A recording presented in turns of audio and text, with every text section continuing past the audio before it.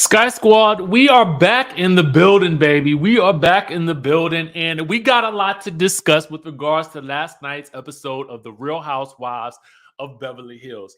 This was my face last night, the face of these two young ladies forced to sit through this charitable event, watching Lisa Rinna scream her ever-loving eyes out, okay? Was Lisa given the performance of her life, or was grief truly taking over? Okay, and then watch what happens live. One had to ask ourselves, what is going on here? Okay, what is going on with the Kathy Hilton of it all? Okay, as you guys know, Kathy Hilton is being dragged right now back, forth, to and fro with people on both sides of the fence. Okay. Why? We will get into in just a minute. Hold on for a second. Bear with us. We about to get into some things in this jamboree. Sky Squad, how you doing? Listen, okay? Listen. We got to talk about some things. I'm going to go ahead and get right into it. If you are wherever you're from in the building, welcome, welcome, welcome. The doors of the church is open, okay? And we welcome you to another recap for the Real Housewives of Beverly Hills, episode 12, season 12, episode 14, Shameless, Not Ruthless. So, Kathy Hilton. Wow. Let's get into it, okay? So, after last night's episode, Kathy Hilton and Crystal Kung Minkoff were on Watch What Happens Live. And ever the messy games, they were asking, will Kathy know these people, okay? Because Kathy is known for confusing the folks, all right? So I'm just going to play you a little clip of what happened, all right? All right? So let's listen. Yes. I feel like I do, Precious.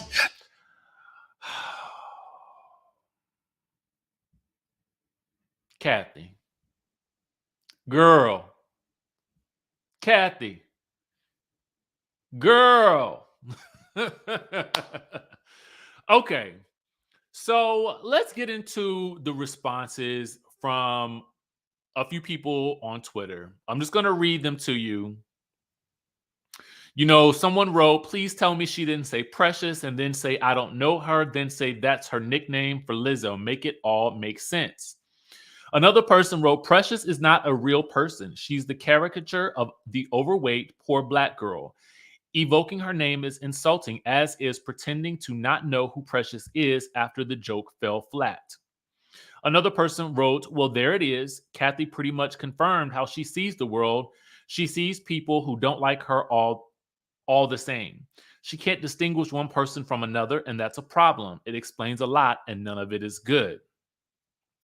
So other people were quick to say, everybody should know by now this lady is out of the loop. Precious ain't bad. It's a simple mistake, and you can tell. Someone else wrote, they look alike, and why should Kathy know who Lizzo is? I hardly know who she is properly, and I'm 23. Y'all are way too sensitive over there in America. Don't y'all create a problem now. So obviously this was somebody else who doesn't live in America. Now, when I was watching this, I ain't even gonna lie. I audibly gasped. Okay. The more shocking point is this. I didn't know Kathy was watching the Lee Daniels films to even know who Precious was. So Kathy thought these two young ladies looked alike. For me, all I see is beautiful black skin. Holla if you hear me, okay? Holla if you hear me. But Precious is not a real person. Precious is a character in a movie, and the young lady who portrayed her is named Gabourey Sidibe. Okay? For those of you guys who may not know and may be out of the loop. All right? Now, this is also the same lady, though, that confused these two women. Okay? On the show, she confused her sister, Kyle Richards, with Garcelle Bouvet. One of them is white. One of them is black. Okay? First of all, I don't necessarily know if they should have played this game with Kathy Hilton, because it is clear that she is at times out of touch. Okay. And we're gonna leave it there. All right. Maybe maybe what she actually needs is some glasses. Okay. Maybe she needs some glasses on her, right? I really don't know. But she's 63. Just the more shocking thing is that she actually knew what Precious was to me. I mean, if you really want to be for real about it, I didn't even know she would have seen a Lee Daniels movie. Okay.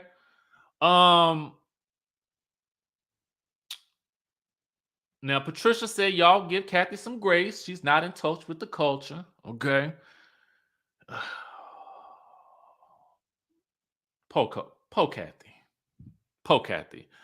I agree. Let's get her some glasses. Okay. Let's get her some glasses. We're gonna leave it at that. Now, back to the episode. What in the soap opera land was going on last night? Okay. What in the soap opera land was going on last night? See, now listen. I'm trying my hardest to give Lisa Rinna some grace. I am. But when she morphed into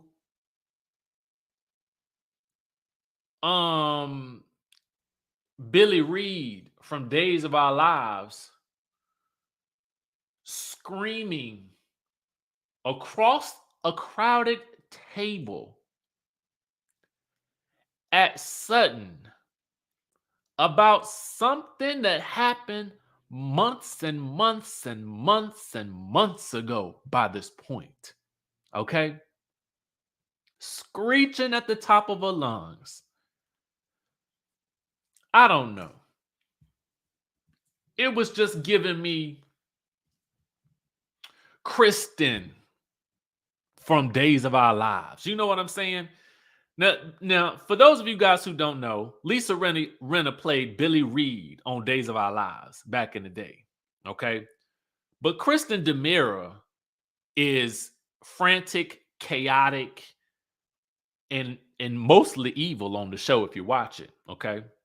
Don't ask me how I still knows about the days. I ain't really watching it these days because I refuse to get myself hooked back onto a soap opera. But she was giving me soap opera last night. Okay. And I don't know if I was here for it. I don't know if I was here for her dramatic portrayal of Kristen DeMira. Okay. Now, if you want to look up who she is, please do so. Kristen, and the funny thing about it is Kristen DeMira was originally played by Eileen Davidson, who came on the season that Lisa Rinna actually came on Beverly Hills. Okay. Eileen Davidson also plays on The Young and the Restless as well. So Eileen Davidson kept the job. She go to and fro as Ashley Abbott. I think that was her name. Okay. All right. Now, I agree with you, Mr. E. Kendrick. Say you don't know who the person is and just leave it at that. Okay. So let's get into it. Let's get into the episode. On a scale of 1 to 10, I'm gonna give this episode.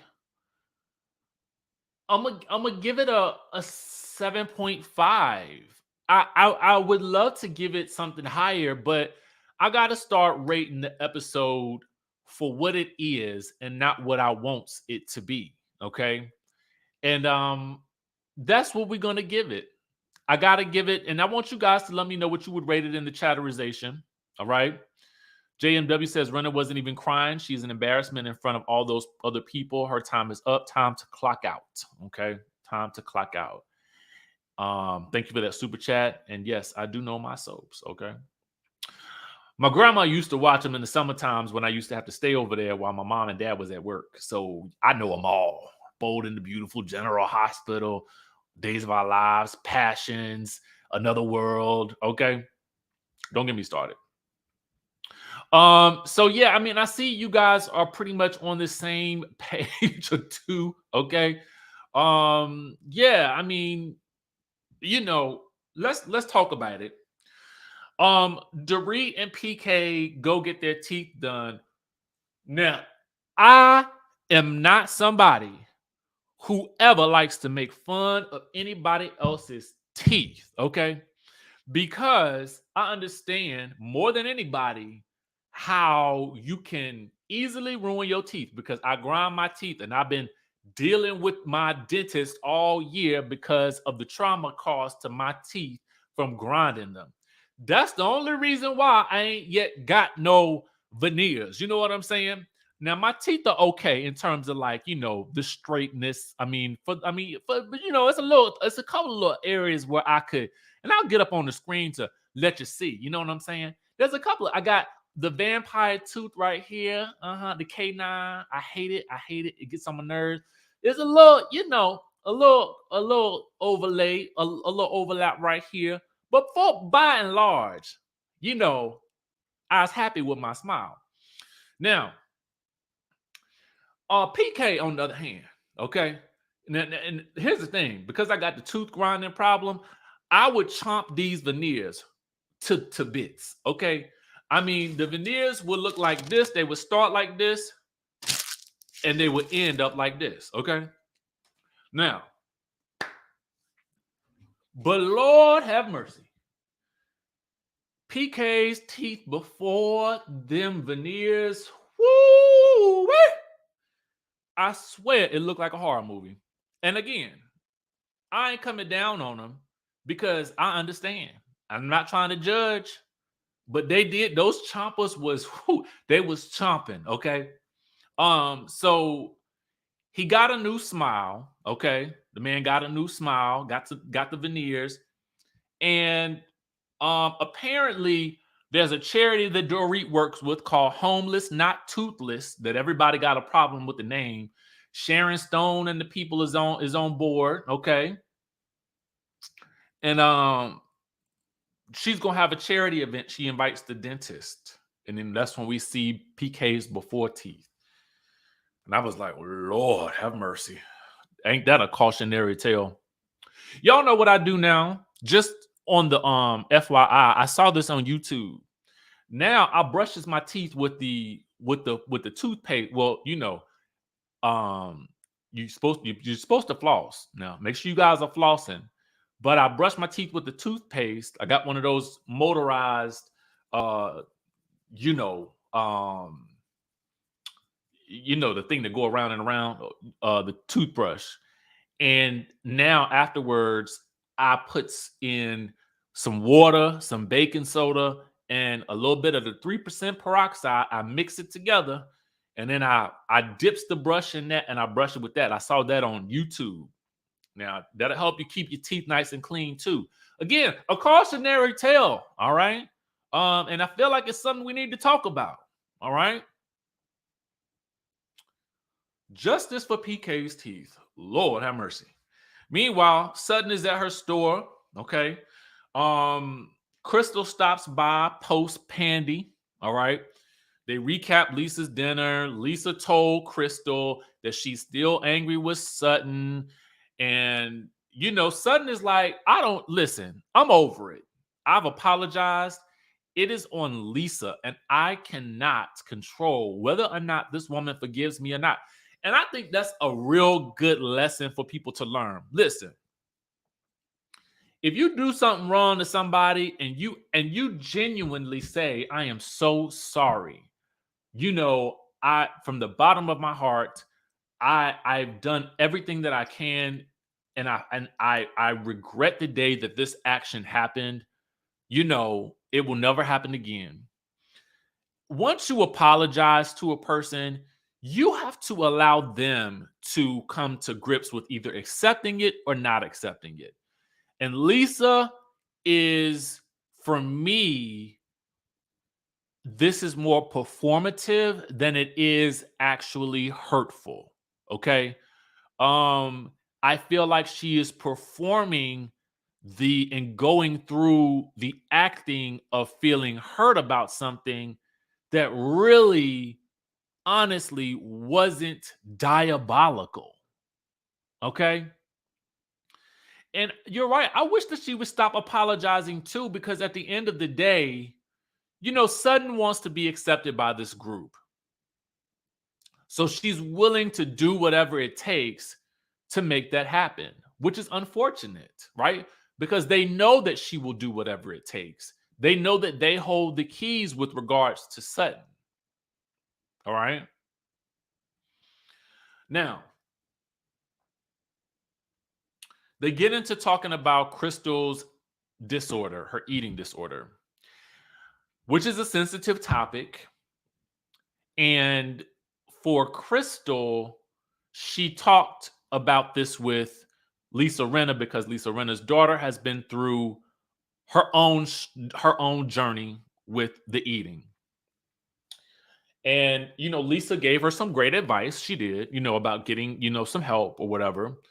And then Sutton tells them, well, yeah, they were talking about you at the wine tasting, but I can't tell if it was concern or if it was, well, she's got all these resources. Why she ain't getting no help? And kind of judging her for where she is in her journey to mitigating or somehow delivering herself from this struggle, which for some can be lifelong. And so Crystal is upset about that because she feels like her vulnerability is being met with judgment. And it is to a large degree. Crystal is usually in this group not allowed to feel what she wants to feel, per the girls. Okay. The next scene that we get is really a commercial for Diana's man-child. He is sitting at the piano. Ashton Kutcher is playing the keys. Okay. They have a conversation. I'm totally uninterested. And at this point, I really don't even feel like discussing anything that happened. I honestly got on my phone and started scrolling through the gram. Okay. Erica and Kyle do some stretching. All right. They talk about Diana's party. And Kyle says that, well, Erica, Garcelle was talking about you and your drinking and your alcohol. And Erica says, I'm over it being a thing that Erica has a problem. And she says, I don't think that Garcelle is coming from a good place. So you mean to tell me you think it's odd that Garcelle has a problem that your drinking caused you to curse out her 14-year-old son? You think she's pushing the issue? You think she's creating a situation for you when you yourself last week just told the girls that you'll be taking medications that specifically say do not mix with alcohol? You feel like you don't have no issue and nobody got a right to question you? You didn't have no problem when Lisa Rinna told you your butt to get it together. You didn't have no problem when Garcelle sat down with you to your face and for the second time addressed your drinking and your medications, okay? Garcelle's done it twice to your face. So Kyle running back and doing what she typically does, playing puppet master, it was dumb because one, Garcelle has had 2 conversations with this woman face to face in front of the group, And so for Kyle to push this narrative like, oh, she's trying to create a problem for you, and for Erica to think that she's not coming from a good place, perhaps one should refrain from cursing out somebody's 14-year-old son, and then we won't have to talk about the problems that you have with taking medications that say that you shouldn't take alcohol with them. I don't know. Just a thought, okay? Just a thought. Let me know what y'all think. It's the night of Dorit's charity dinner. Dorit looks amazing in this Cavalli, this black and gold Cavalli gown. Kathy and her friend Dwight, who once pushed Ken Vanderpump in the pool, they arrive. All the ladies arrive next. And you know, one of the things that people don't discuss about reality TV shows is, as you watch these events unfold, you will notice that if you go to an event in real life, there's usually music playing, right? So you don't have to talk to people that you don't want to talk to, right? I know that's for me. Like, if it's some music playing and I'm at an event, I don't know people, or if it's people there that I don't really particularly care for or like, I can just go to the bar and get a drink, or I could just talk to the people that I want to talk to, or the music be playing so I don't have to talk. But when you're filming a show, there cannot be any music playing. And if there is, it has to be unlicensed original music, right? That the production team can get the rights to. But they usually don't have any music playing at all because they want to be able to get the audio. And I was just thinking about that as I was watching this scene, like, they all got to sit around and actually make conversation and make some things happen. But anyway, I digress about that. PK talks about his DUI, and he was actually out meeting with Lionel Richie and John Legend, okay? And he had a glass of wine, and suddenly he finds himself with a DUI, allegedly, as Dorit would say. And he's telling this to Erica and somebody else. And Erica, and basically he says the lesson is, when you think you're okay, you might not be. And Erica is like, again, she's kind of like, oh, well, it doesn't apply to me. Let me let it fly, okay? So anyway, as soon as Sutton arrives, Lisa Rinna is all, hi, Sutton, air kisses. Mwah, mwah, mwah. Good to see you again, okay? Cherie can't make it because she got the pandy now. They just didn't pass it around to each other. Garcelle arrives in this dress that I keep seeing all the girls wearing with the gold chains on it. I don't know who makes that dress, but I see all the girls wearing it these days. All the reality TV girls. That's what I'm talking about. So PK asked to me, I don't know, this was a little weird to me. I just felt like I wouldn't have been doing this, right? So PK and Mauricio are talking, and they're like looking at the women, and they're talking about how short Erica's dress is. And PK is like, well, who do you think is the best dressed? And, you know, Mauricio says the obvious answer, Kyle, my wife. And so PK's like, no. Let's take the wives out of the equation. PK says Erica looks the best, and Mauricio says Rinna looks the best in their dresses or whatever. And I was just like, I don't know why this whole little game / conversation came across as like cringy, kind of pervy, kind of like, why y'all talking about these women that your wives got to come into contact with? I don't know. It just felt weird to me. Not to say, listen, everybody got eyes and we can look and we can see. But I think when it was coupled with them mentioning, specifically PK mentioning how short Erica's skirt was, one of them mentioned it. I think it was PK, but don't get me wrong, allegedly. They mentioned how short her skirt was. Even she mentioned it. So to follow it up with that question, that is the combination to me that made that little moment cringy to me. But it could have just been me, and I'm gonna leave it at that. Okay, so I see a couple of y'all was like, it was a little awkward, right? There was something about it that just felt kind of like, I don't know. I just, I didn't like it. Anyway, Dorit is still trying to hook Garcelle up with this man that ain't ever materialized, baby. Anyway, everybody sits down for dinner. And I wish I could explain to you the table, but the table is basically a U shape with, people sitting here and then people sitting here, right? So it's a table and nobody is sitting in the middle. So everybody's sitting around this U-shaped table. That's important to note because the argument that occurs is from this side to this side, right? So it ain't like the argument is happening quietly. It's happening very loudly.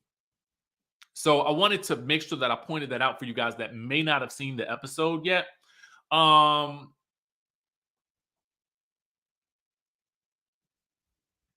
Wait, is that what that means? EHC Bunny says, did PK leave an upside pineapple near the door because he thinks it's a swingers hookup? Is that what that means? I never heard of that before. I be learning something new every day. Meanwhile, so Garcelle and Sutton and Kathy are sitting on one side. Erica, Renna, and Dirty Diana is on the other side. PK, Mo, Kyle, and Dorit are kind of like here in the center, right? So Dorit makes her speech about the Homeless Not Toothless charity. The sponsors are there. And Renna, to me, seemed a little intoxicated already. I mean, I don't know. She seemed like she was kind of litty. You know what I'm saying? But I could just be assessing the situation wrong. I'm willing to admit that. Anyway, so Kyle asked Sutton, did Lisa Rinna kick you out of her house and then you didn't leave? And Sutton is like, I don't want to talk about this right now. Because apparently Lisa told Kyle that she did not curse Sutton out and tell her to get out of her home, which she did. So Sutton is like, I don't want to talk about this in front of the people at the charity. But, Kyle gleefully grinning as she does, okay, as you guys can see here, gleefully, she bounces back and forth, right? So then she loudly asked Dorit, did Renna kick Sutton out and Sutton didn't leave? And Garcelle is like, why is Kyle always doing this? The girl said she didn't want to talk about it right now. So then Kyle asks Renna, according to sources, Renna, you told Sutton to get the F out of my house. Renna says, I didn't say the F word. I don't remember. Was it brutal? And Garcelle from the other side of the table is like, yeah. So Renna was like, well, our issue could be put to bed. And then Mauricio was all of us. He was like, I don't think your issue will ever be put to bed. Okay. And I was like, I was here for Mauricio in this moment right here because I felt like he was me. This will never be over for you. It will never be over for you. You will never let it go. Okay. Oh, the table is called a horseshoe so everyone can engage in conversation. Yes. Much better for yelling at each other, Tabitha. I agree. And so anyway, Renna then says, yelling across the thing, well, you could have apologized to my husband when you had the chance. Sutton says, I sent Harry a text. Renna, no, you didn't. Sutton whips out them glasses in her confessional and she reads them receipts, baby. She reads the entire text message that she sent to Harry that Lisa Renna is yet again trying to dispute something that Sutton did, okay? Renna in real life is saying, well, you need to make a public apology. And I'm sitting here like, the woman has apologized to you multiple times. What more do you need? Should she donate some blood? Is that would you like her blood? Like what more do you want her to do? Okay. Should she grovel at your feet? Should she kiss the undersides of your dancing toes? Like, what do you want from this lady? Okay. What is it? Meanwhile, Sutton is like, oh, you know what? Okay, I understand. Lisa's rules for apology. Do whatever Lisa says and everything will be okay. Meanwhile, okay, these ladies are watching the Ponderosa go down with shock and awe on their faces. Homegirl is texting Crystal and calling her, asking, what WTF is going on here? Why did you invite me to this madness? What has happened? Okay, what has happened? So then Rinna starts screaming at the top of her lungs. What made you do that? And then when you tell me, I will let it the F go. And if you're going to make me do this here and now, I'll do it. Actually, who made me do this? Who made me do that? Meanwhile, Kyle is in the center chuckling at all the madness that she done caused at this woman's charity. But let me tell you a little reality TV trick in case you didn't know it. You know how best to make sure that your event is displayed on the show? Because you know they film tons of events. If you really want your event to come across on the show, then there needs to be some drama at the event. So Kyle, listen, at this point in time, Kyle is just doing a job. But you know what, Kyle? As you were doing your job, it's going to be very interesting to see how much of your job you are willing to do when your sister Kathy is in the hot seat towards the end of the season and she is put there by your friends, your Fox Force friends, Erica, Jane, and Lisa Rinna, and Diana Jenkins, whose rich pockets you love to find your way into. Okay? That's what's going to be interesting. I wonder if you'll have this gleeful expression then, Miss Richards. Okay? Or should we say co-executive producer? And when I say that, I'm being facetious. Allegedly. Okay? Dorit's looked amazing last night. Okay? Let's just state that. Light it up. Okay? So anyway, PK starts messing around with the lighting, and then next thing you know, Melissa Etheridge is on stage, and everyone is in shock and awe. Okay, but you know, Kathy, who doesn't know who this is or this is, cannot distinguish between this person or this person, has no clue who Melissa Etheridge is. Okay, shocking. Okay, Kathy has to ask, wait, has she been hiding the whole time? Has she been hiding under the table the whole time? Where's she been? Meanwhile, as everybody sings along, they take pictures with Melissa Etheridge. PK says afterwards, okay, you guys can continue your argument now. So Lisa tells Sutton, I don't want to fight anymore. I don't want to fight with you no more.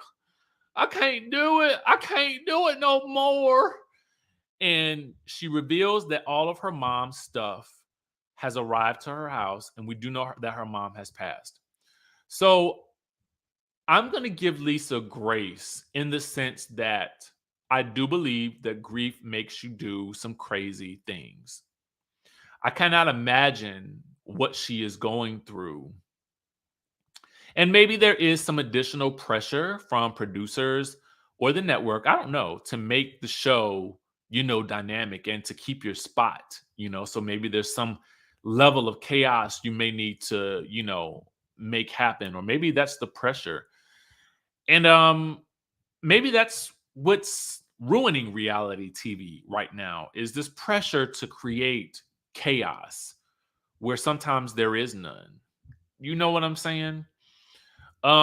Regardless, I'm going to give her some grace in this moment. Because she performed her butt off earlier.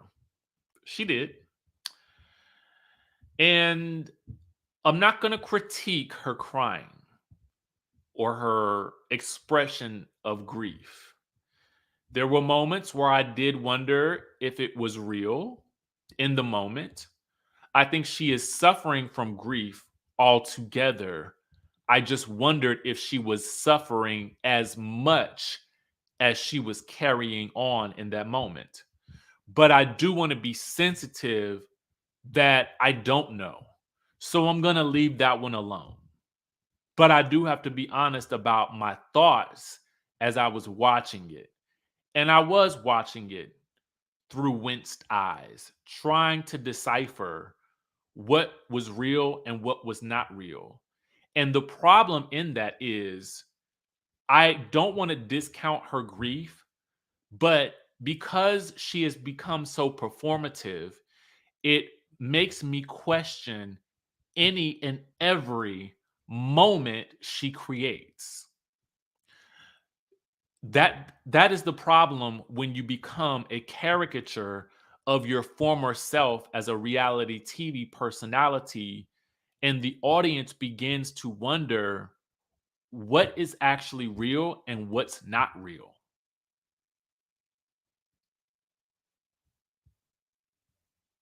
And that's a problem. That's the problem with Lisa Rinna on this show.